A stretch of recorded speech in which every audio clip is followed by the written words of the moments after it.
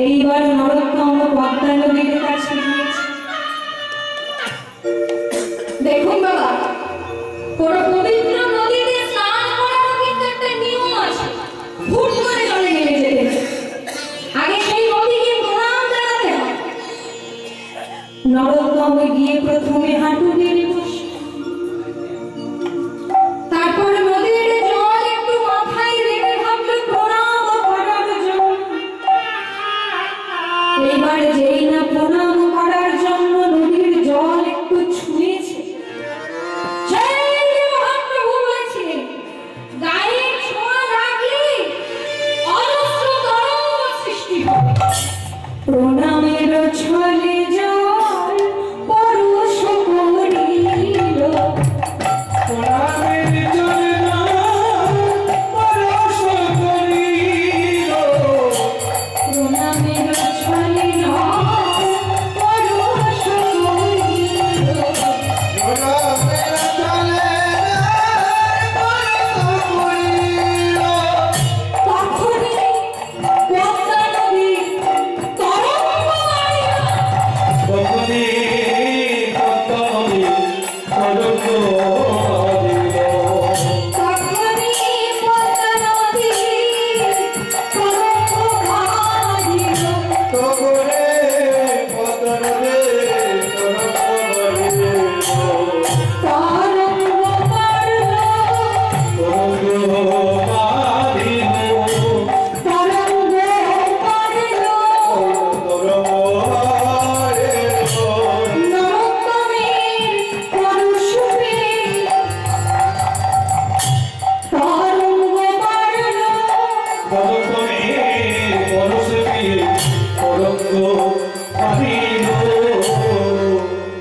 সেই যে মহাপ্রভু বলেছিলেন গায়ে ছোঁয়া লাগলেই তরঙ্গ সৃষ্টি হবে। যেই না নরোত্তম প্রণামের জন্য জল ছুঁয়েছে, এমন ঢেউ উঠল, এক ঢেউয়ের ঝাপটায় নরোত্তমকে নদীর গর্ভে নিয়ে চলে গেল। ঢেউয়ের ঝাপটায় গর্ভে নিয়ে চলে গেছে নরোত্তম। এবার নদীর গর্ভে নরোত্তম পদ্মা নদীর সঙ্গে কথা বলছে। মহাপুরুষদের জীবনে এমন কিছু ঘটনা ঘটে আমরা সাধারণ লোকেরা কানে শুনলেও বিশ্বাস করতে পারি না, কিন্তু তাদের জীবনে ঘটে। নদীর গর্ভে গিয়ে এইবার নরোত্তম দেখল নদীর গর্ভে একজন দেবী বসে রয়েছে। কে মা আপনি? আমি পদ্মা নদী। আপনি আপনি কথা বলেন? সবার সঙ্গে বলি না নরোত্তম। তোমার মতো যদি কেউ ভাগ্যবান থাকে শুধুমাত্র তার সঙ্গে বলি। মা পদ্মা, ও মা পদ্মা, আমার শিক্ষক মশাই বলেছে তোমার জন্য মহাপ্রভু স্নান করেছে, তাই তোমার জন্য মহাপ্রভুর পদ ধুলা রয়েছে। মা, কৃপা করে আমাকে গৌরাঙ্গ পদ ধুলে দাও। আমার জীবন ধন্য হবে। পদ্মা কি বলছে? ওরে নরোত্তম, তোর শিক্ষক মশাই ভুল বলেননি। আমার জলে মহাপ্রভু স্নান করেছে, তার পদধূলি আমার জলে মিশে রয়েছে। কিন্তু সে তো সবার জন্য মিশে রয়েছে, সবার জন্য রয়েছে। কিন্তু মহাপ্রভু তোর জন্য যে বিশেষ সম্পদ আমার কাছে রেখে গেছে সেটা তো তোর শিক্ষক মশাই জানেন না। তাই ওরে নরোত্তম,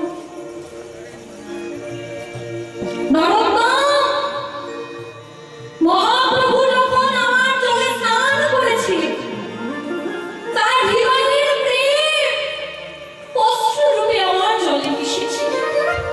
তিনি বলেছেন তুই আসলে সেই প্রেম তোকে দান করতে। তাই আমি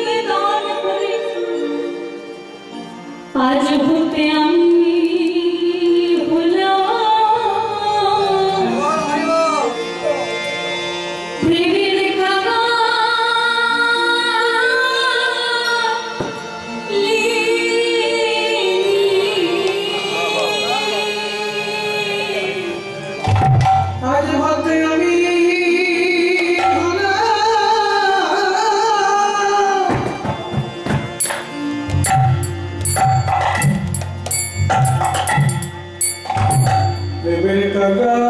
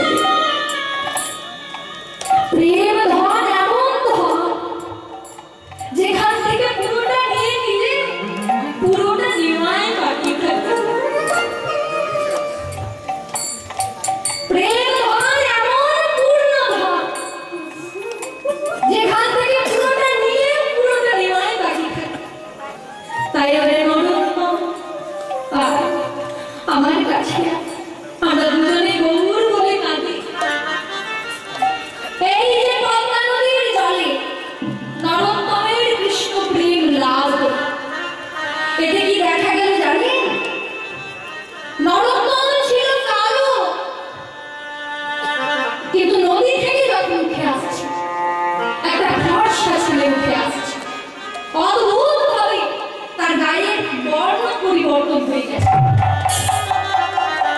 ধীরে ধীরে যখন সেনাপ্রধান মহাশয়ের কাছে এসে দাঁড়ালো, সেনাপ্রধান মহাশয়, আপনি আমাকে চিনতে পারছেন?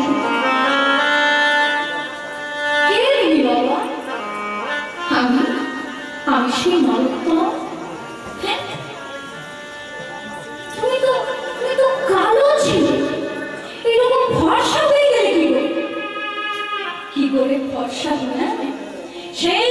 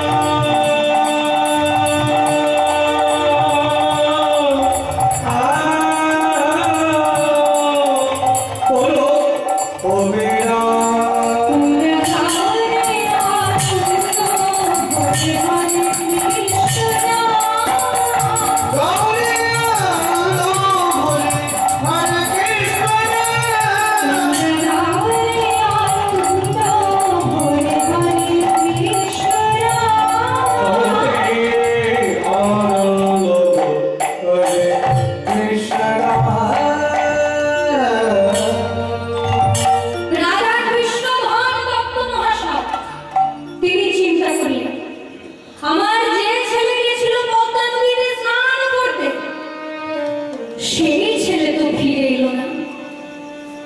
উচ্চ শিক্ষিত এক ছেলে গেছিল পদ্মা নদীতে স্নান করতে, কিন্তু যে এসেছে তাকে তো দেখে মনে হচ্ছে ভাব গম্ভীর কোনো মনীষী।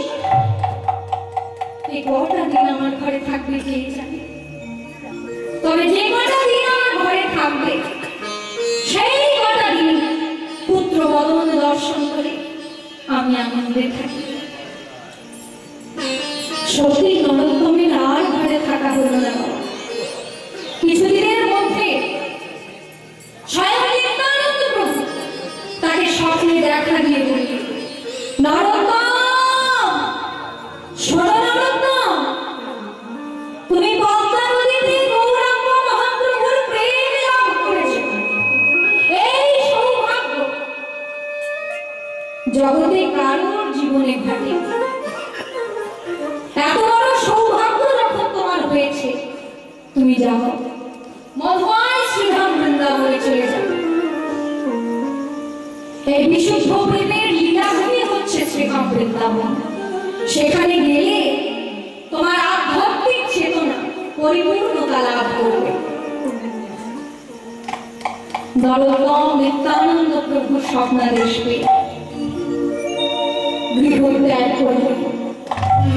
রাত্রির অন্ধকারে পিতা মাতার চরণে প্রণাম জানায়, কাউকে না বলে গৃহ ত্যাগ করে রাজপুত্র হয়ে খালি পায়ে চলেছে বৃন্দাবনের পথে। আমি হরি বলবো বাবা মদন হে